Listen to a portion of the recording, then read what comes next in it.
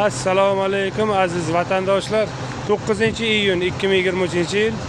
Mana Toshkentdan Moskvaga reyslarimiz chiqib ketyapti. Hozir mana bunisi tayyor bo'ldi.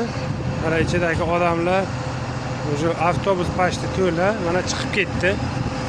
Avtobusimiz ketdi mana Toshkentdan Rossiyaning Moskva shahriga 428 avtobus chiqib ketdi mana bu yerdan. Ko'rsatib o'taman. Mana keyingisi keldi. Mana keyingisi keldi. Bu ham ertaga chiqib ketadi nasib bo'lsa.